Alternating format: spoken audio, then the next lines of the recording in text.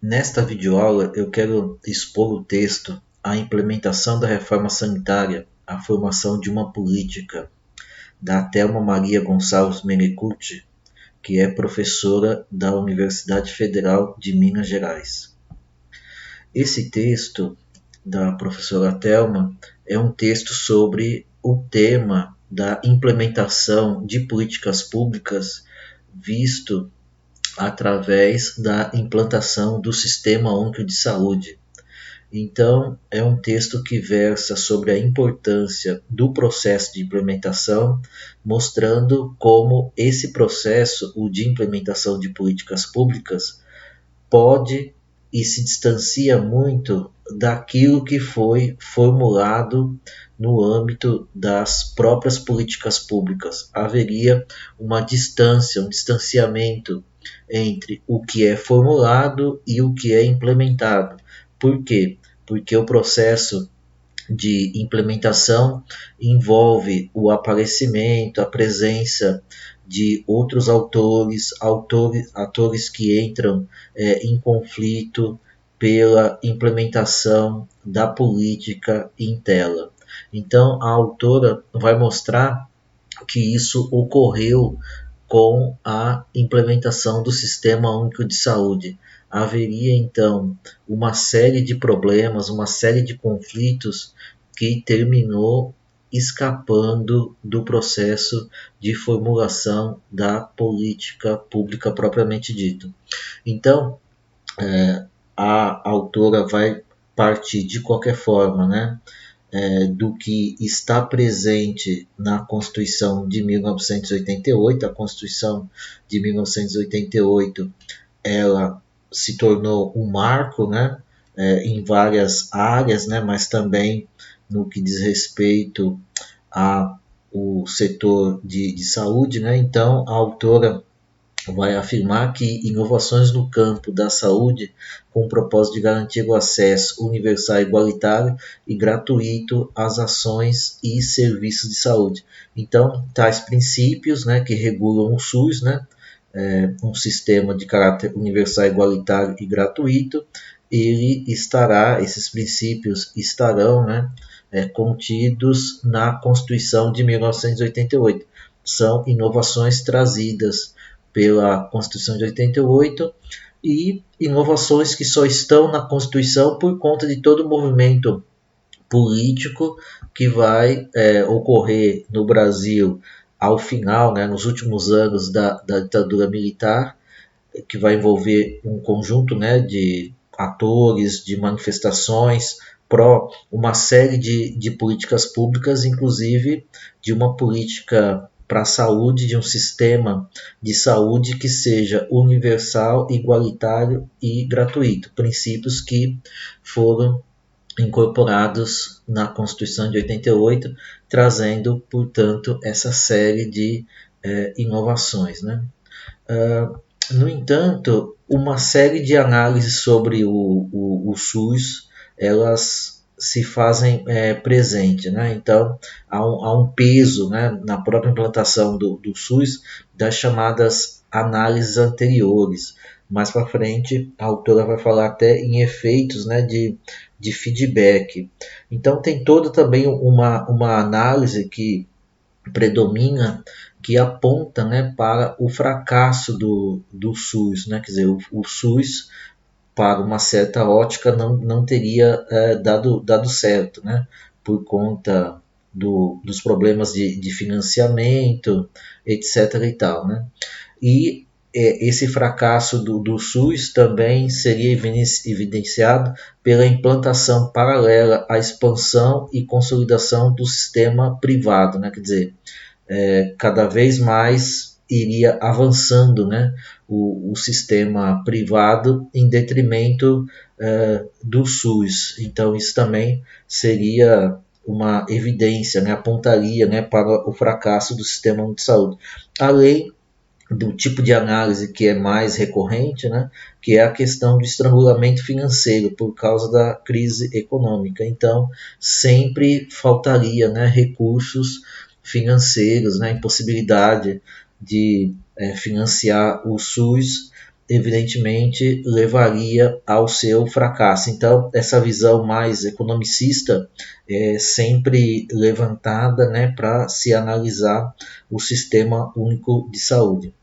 Agora, a autora argumenta que a implantação da reforma da saúde resultou, na verdade, em um sistema híbrido, né, público e privado. Então, esse argumento vai varar o texto, né, a ideia de que há, né, um conflito entre um sistema, né, que ele é ao mesmo tempo público e privado, ele é um sistema híbrido, né, e isso vai envolver evidentemente conflitos, disputas, né, e esses conflitos, essas disputas serão demarcadas no âmbito aí do processo de implementação, né? Dando até mesmo um outro caráter à política em relação àquele que estava previsto na sua formulação. Bom, então a autora ela vai analisar, né, 3 tipos de fatores, digamos assim, fatores políticos, econômicos e o que ela chama de efeitos de feedback. Esses efeitos de feedback são efeitos, né, de instituições, de comportamentos, né, de atitudes e de políticas também, né, tomadas no passado que continuam influenciando a percepção, o imaginário e até mesmo o comportamento dos atores, dos cidadãos e etc. Né? Então, a autora vai afirmar que definições legais mais o chamado legado institucional, né, igual forma à política de saúde atual. Então, essa questão da formulação da política pública, né, o que está incorporado nas normas, mas também um legado, efeitos, né, de feedback e um legado institucional propriamente dito, que vai redundar em uma certa política de saúde, na política de saúde atual. Então, como eu já salientei, né, o artigo ele é, bem dizer, dividido na análise de 3 fatores, né, então ele é dividido em 3 partes. Né. Primeiro, as condições políticas de implementação da reforma, nós vamos detalhar isso daqui a pouco, a questão financeira e o que ela está chamando de efeitos de feedback, né, o legado das políticas prévias, das políticas anteriores ao SUS. Então, né, no primeiro ponto, mais esse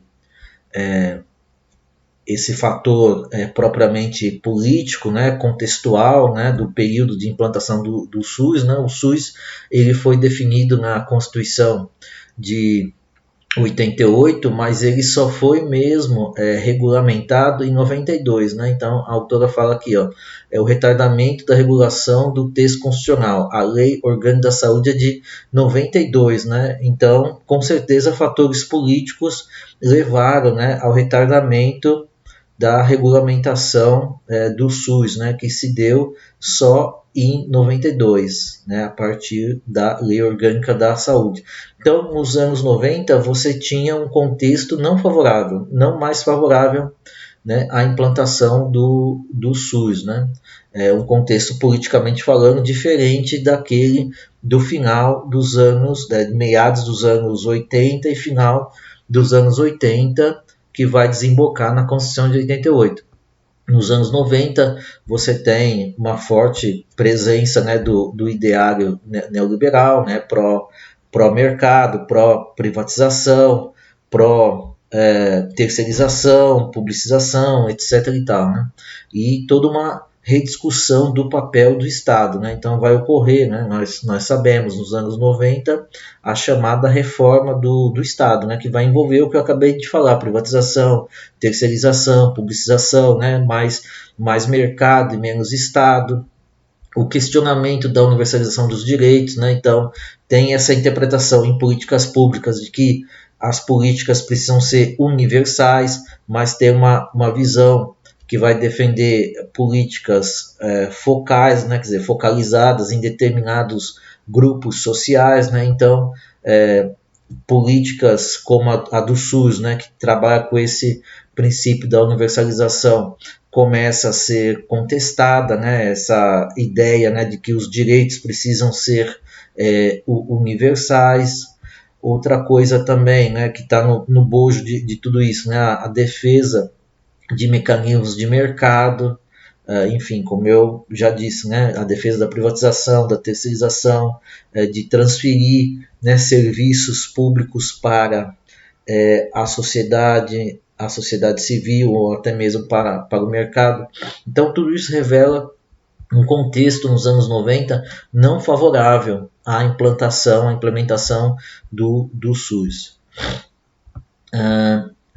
Então, aqui ela resgata, né, um pouco a história, né, não só do SUS, né, mas de várias políticas, né, de vários segmentos que vão aparecer, né, com bastante força ao final da ditadura, né, quer dizer, ao final da ditadura militar, a partir do final dos anos 70, né, você vai ter uma reorganização da sociedade civil que vai clamar por uma série de direitos, por uma série de políticas, entre elas, né, a de um sistema único de saúde.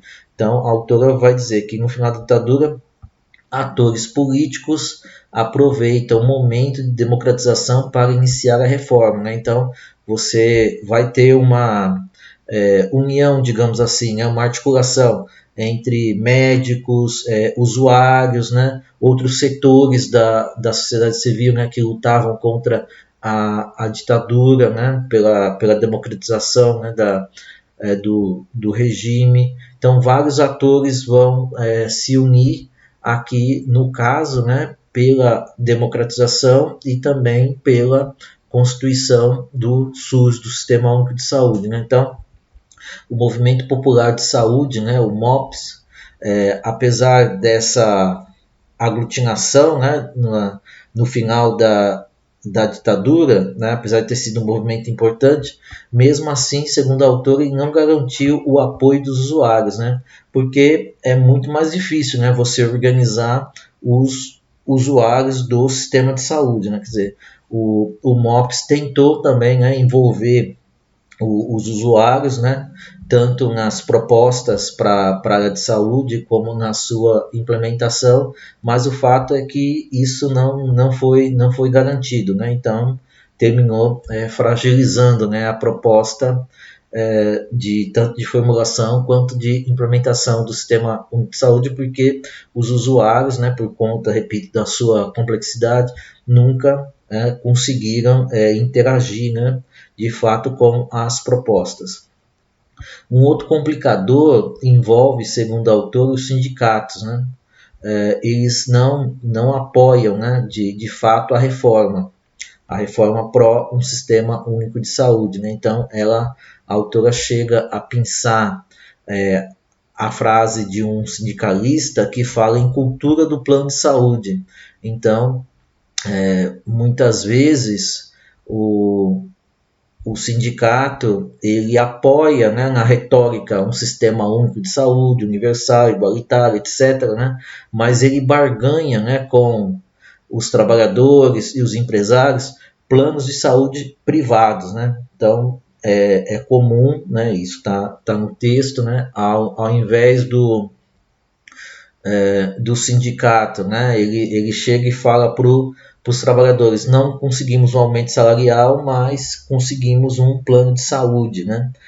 Enfim, então isso termina favorecendo mais a lógica, como está aqui, a cultura, né, do plano de saúde, em detrimento, evidentemente, do SUS, né? Embora o sindicato, digamos assim, da boca para fora, né, através da sua retórica, ele faz a defesa do SUS, mas na prática, quando ele barganha para o plano de saúde, né, com os empresários, para, evidentemente, os trabalhadores, isso termina, na prática, enfraquecendo o sistema de saúde, o SUS, né, propriamente dito.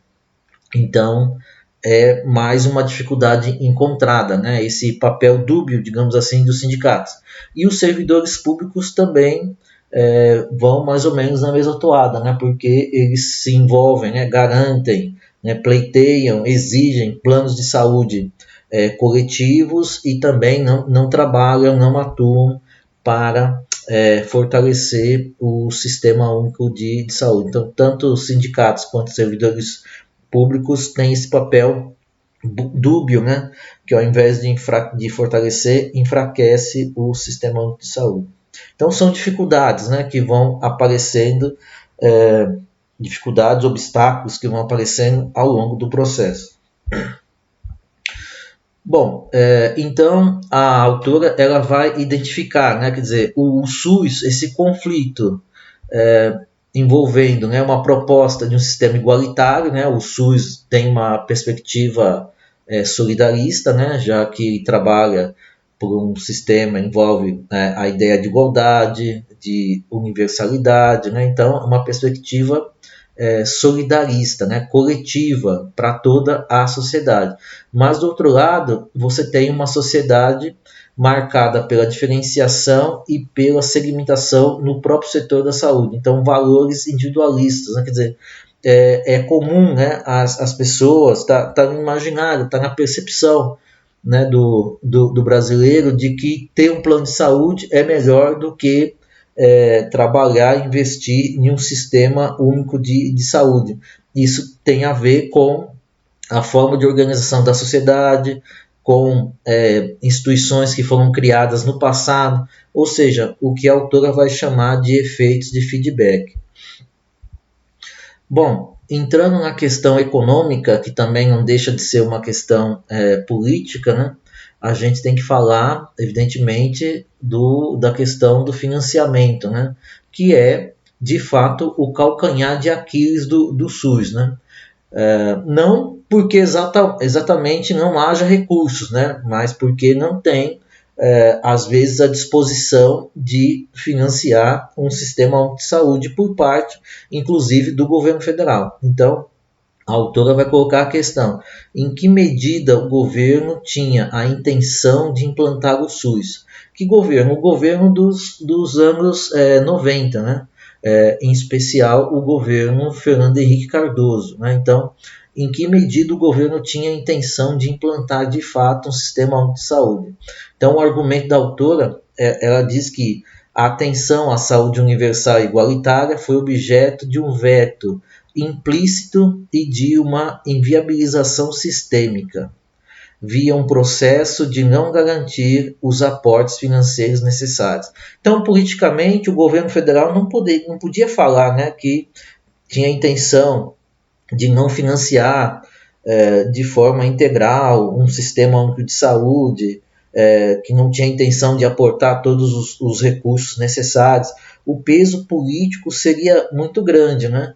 Mas, de qualquer forma, o governo federal, vai criando dificuldades, né? Vai tirando recursos do SUS, né? Vai destinando recursos para outros setores, outra pasta, né? Ou vai tirando da saúde e colocando na Seguridade Social.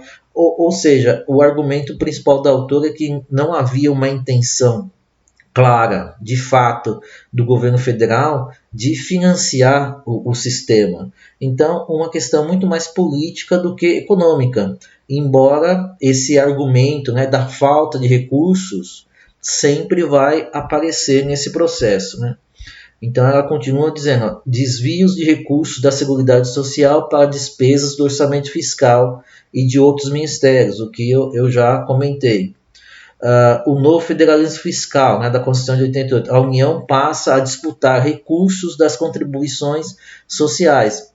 Então ela vai mostrando como que a própria União vai retirando, né, recursos dos impostos, né, da área de saúde, e recursos que deveriam ir para estados e municípios terminam sendo apropriados, né, pela União e encaminhados para outras pastas, para outros setores. O que mostra, né, que, de fato, a União, o governo federal, nunca teve um interesse, né, concreto de financiar mesmo um sistema único de saúde. Aí, como não pode colocar essa intenção de forma explícita, né, vai lançando mão de uma série de estratégias para esvaziar, né, os recursos do sistema.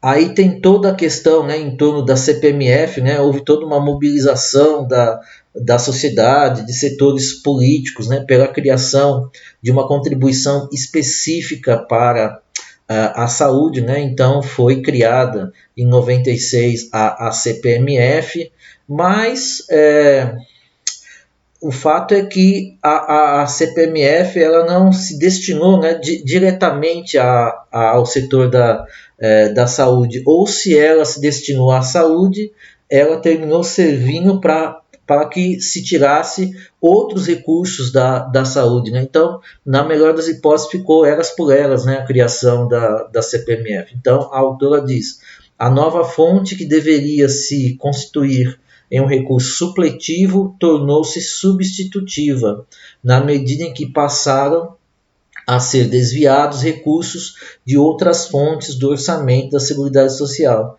que em grande parte se destinavam ao setor da saúde. Então, na prática, a CPMF não resolveu, né, o problema de financiamento de recursos para o Sistema Único de Saúde. Aí, logo depois, e bem dizer também o bojo, né, dessa questão da CPMF, surge o chamado movimento SOS SUS, né, que vai ter como principal bandeira a vinculação de recursos para o setor. Então, é aprovada, né, depois também de muito conflito, de muita discussão, porque principalmente a área econômica, né, do governo federal não tinha a intenção de estabelecer nenhum tipo de vinculação de recursos para a saúde, mas é aprovada a Emenda Constitucional 29 do ano 2000, que definiu a vinculação para estados e municípios, mas não para a União. Então, na Constituição, a partir dessa emenda, passa a ter uma porcentagem específica para que estados e municípios investissem na saúde, né, do seu orçamento. Mas a União, o governo federal, não se colocou tal obrigação. Né? Quer dizer, é um texto confuso, né, quando fala da União, o texto dessa emenda constitucional, então não fica claro o quanto que a União deve investir, aplicar na saúde. E, além disso, ela não estipula nenhuma porcentagem, ao contrário do que ela obriga, né, em relação a estados e municípios. Estados e municípios são obrigados a investir, aplicar no setor da saúde uma determinada porcentagem do seu orçamento, mas no caso da União, repito, ela não foi colocado para ela essa obrigação. Então, a autora diz, a União não pretendia a ampliação dos seus gastos com a saúde, e sim transferir a questão do financiamento para estados e municípios. Então, uma questão, mais uma vez, né, o governo federal não tinha intenção de ele diretamente investir no SUS. E aqui fica claro que a intenção era de passar essa obrigação para estados e municípios. A União também estava interessada em desvincular da saúde os recursos da CPMF, algo que já ocorria na prática, né? Porque na medida, como dito, né, na medida em que aportava os recursos da CPMF, retirava, né, recursos de outras fontes também, que deveriam ser destinadas também para a área da saúde. Então, a Emenda Constitucional 29 nada mais foi do que uma estratégia da União para frear o aumento de recursos na saúde.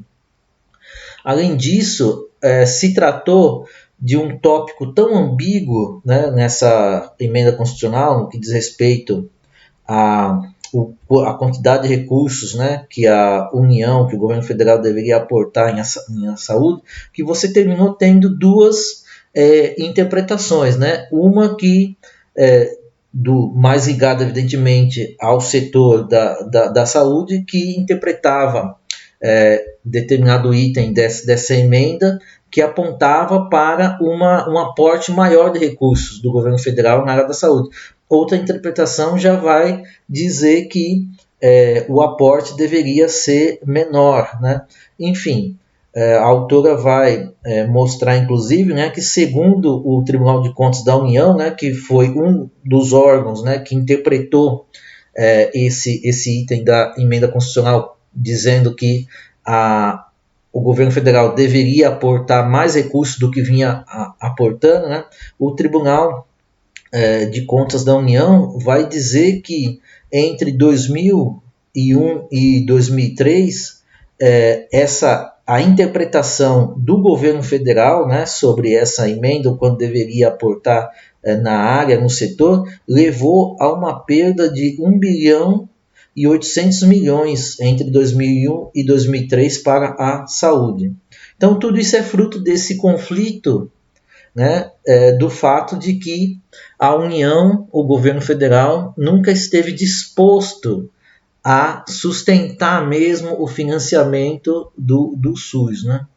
Então a autora ainda salienta que grande parte, né, dos estados também não cumprem a emenda, né? Então, além desse conflito na interpretação em relação à quantidade de recursos que o governo federal deve aportar, tem esse outro problema também que estados não vêm, né, cumprindo a regra de aportar no setor na saúde uma porcentagem do seu orçamento no setor, né? Então, grande parte dos estados também não cumprem a emenda. Então, vai minando, né, a implementação de um sistema aceitável, né, condizente com as necessidades da população, por conta de todos esses problemas que envolvem mais do que questões econômicas, questões políticas. Então, aqui agora a autora vai salientar mais as questões do que ela chama de efeitos de feedback, né, que também vão criar um impacto, né, no sistema único de saúde, tal qual a gente o encontra na realidade, né? Então, vai dizer que políticas adotadas a partir dos anos 60 favoreceram a expansão e dependência da rede privada de saúde. Então, o Brasil ele vai criar um sistema de saúde antes, né, da Constituição de 88, que era segmentado, né, quer dizer, só tinha acesso, na verdade, à saúde, a um sistema de saúde, quem era trabalhador com carteira assinada, né, quer dizer, quem não era trabalhador com carteira assinada ficava fora, não contribuía para a Previdência, ficava fora, né, da assistência de saúde. Então, o grosso da população ficava à margem, né, de qualquer seguridade social e qualquer serviço de saúde pública, né? Então, esse tipo de política, né, que constrói, né, uma sociedade cada vez mais desigual, segmentada, vai ter um impacto mesmo nos dias de hoje, né? E além disso, ela vai dizer que a definição da saúde como pública não acompanhou a publicização da rede prestadora de serviços. Quer dizer, uma coisa foi tomar a decisão no âmbito da Constituição em relação à questão da saúde pública. Outra coisa foi a publicização, a ampliação, né, da rede prestadora de serviço, né? Segundo a autora, existem vários textos, né, que tocam nesse tema, não houve uma expansão da rede prestadora de serviços adequada, né, para tornar a saúde, na prática, uma saúde pública, né? Então, tudo isso também vai criando, evidentemente, um impacto grande no sistema. O sistema privado organizado impõe limites à regulação governamental. Outra questão também importante. O sistema privado ele não aceita regulamentação, né, por parte do governo. Quando aceita, uma regulamentação mais condizente aos seus interesses do que ao interesse público, né? Então, aqui um outro complicador. No frigir dos ovos, você vai ter o quê? Um sistema dual, né, segundo a autora, né?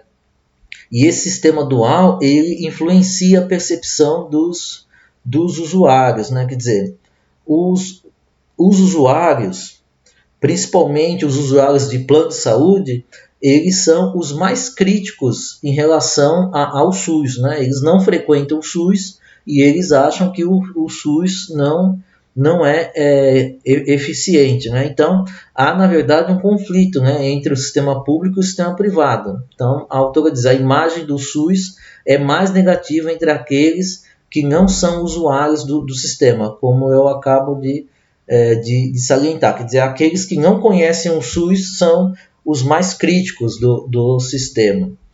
E, por outro lado, o caráter lucrativo em detrimento do assistencial prejudica a imagem dos planos de saúde. Então, essa lógica, né, também os planos de saúde também passam a imagem de que estão mais preocupados com o lucro do que em atender, né, os seus beneficiários. Então, tem esse conflito, né, de marcadamente a existência de um sistema dual, um sistema híbrido, né, quer dizer, ele é parte pública e parte privada. Talvez atualmente ele seja até mais privado do que público, né? Mas essa é uma outra discussão.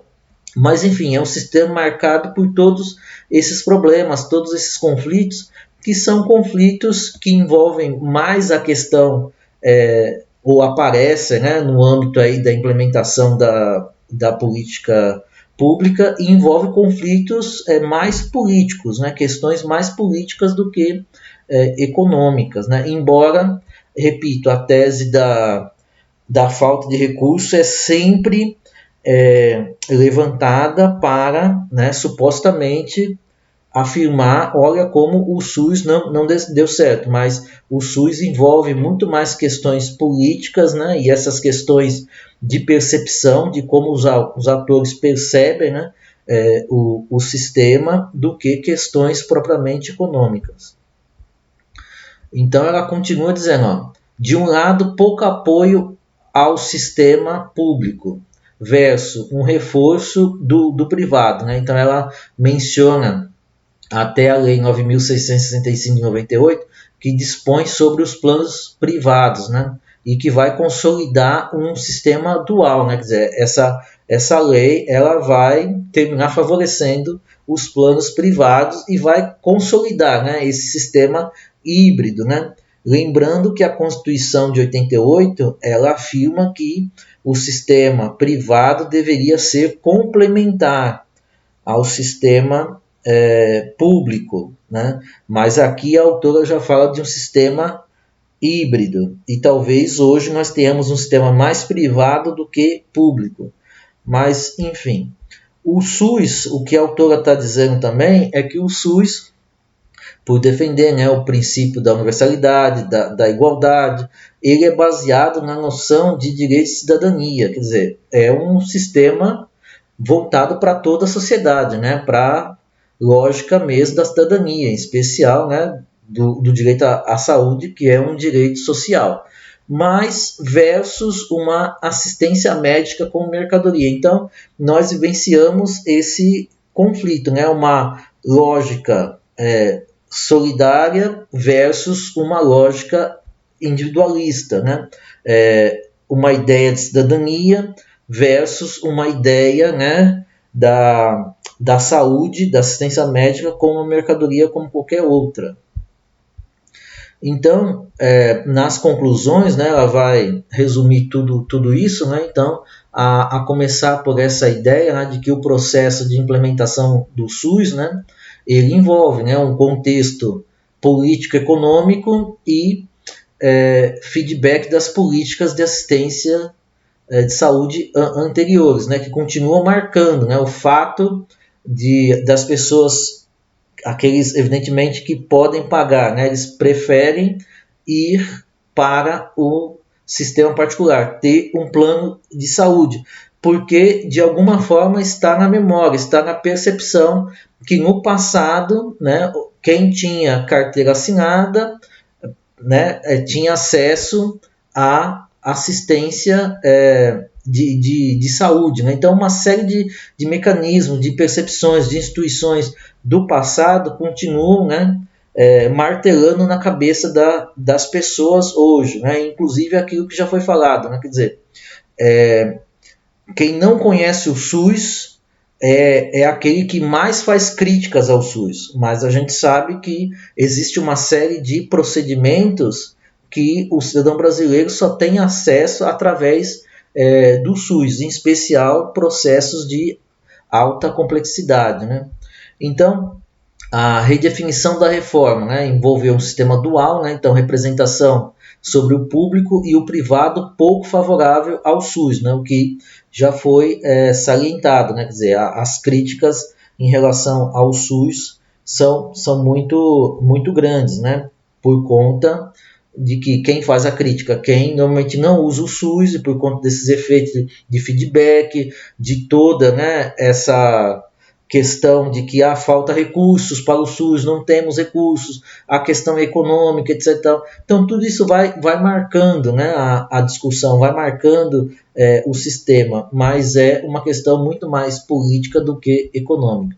Então, o movimento sanitário, como já foi colocado também, não se constituiu como um grupo de interesse, né, quer dizer, médicos, outros setores da sociedade, né, políticos, enfim, intelectuais que estavam unidos no final dos anos 70 até a Assembleia Nacional Constituinte, 87, 88, né, terminada a Assembleia, né, há um processo de desarticulação. Essa articulação dos vários setores a favor do SUS, ela não se mantém nos anos 90, né? Então, o movimento sanitário não se constituiu, segundo a autora, como um grupo de interesse, né, no bom sentido. Depois ele vai se fragmentar, e aí cada setor, digamos assim, os médicos de um lado, os usuários de outro, tal, eles vão defender interesses mais particularistas, né? E isso, sem dúvida, vai prejudicar muito a aglutinação pró sistema de saúde. Então, após a redemocratização, as diferentes clivagens se explicitam. Sindicatos versus médicos, retomada das questões corporativas. Então, cada um passa a defender os seus interesses mais particulares, mais específicos. Os usuários não demonstraram capacidade de organização, algo já colocado. O governo não garantiu a viabilização dos objetivos da reforma. O governo federal nunca teve muito interessado mesmo em financiar o SUS, né? Como falamos várias vezes.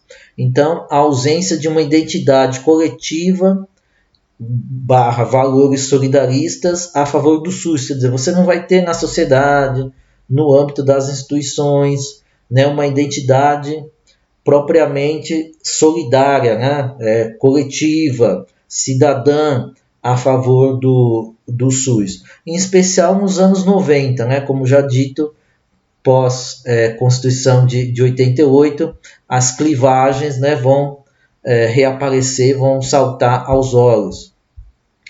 Aí a autora diz: ao que tudo indica, um projeto publicista para a saúde não se constituiu como um objetivo governamental. Ou seja, ela argumenta nesse sentido. O governo federal nunca trabalhou, né, concretamente para a implementação do SUS. Pelo contrário, trabalhou para o esvaziamento do SUS. As escolhas do passado se naturalizaram e conformam a preferência por serviços privados. Então isso está no imaginário, né, do brasileiro. Né? Ele acha que o serviço privado funciona muito melhor, né? É da percepção dele. Né? Quer dizer, e isso daí tem uma explicação histórica, política, histórica, né? Para ele perceber a situação dessa maneira. Por outro lado, a autora diz, mas o SUS foi se institucionalizando, quer dizer, foram surgindo novos atores, né, em defesa do SUS, né, como os conselhos de saúde no âmbito municipal, no âmbito estadual, né, enfim, o SUS, mesmo que não a contendo, ele vai avançando, vai se institucionalizando, né? O processo de implementação do SUS, né, tem duas lógicas. Ela chama de sistema de saúde dual, né? Então uma lógica publicista e outra privatista, né?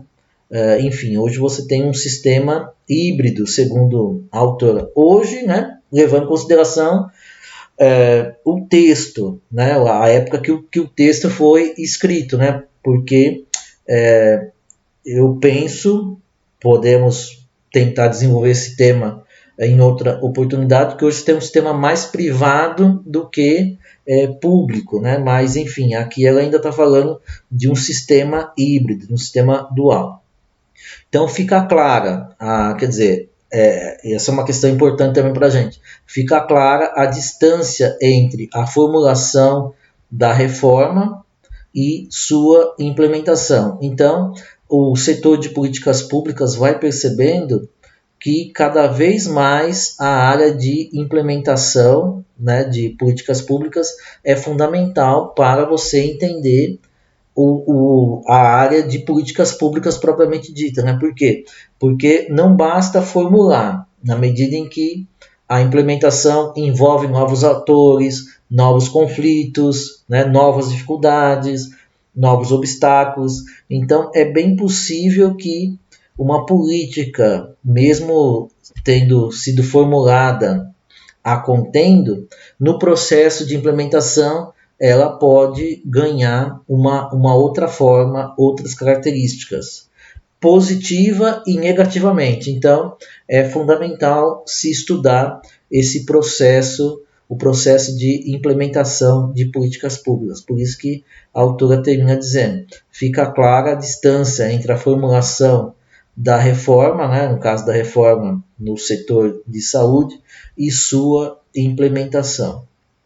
Bom, espero que eu tenha contribuído, né, para esse tipo de discussão, né, pegando o SUS aí como um objeto de análise do processo de implementação de políticas públicas, e espero também ter a oportunidade de discutir mais adiante esse tema. Por hora, muito obrigado.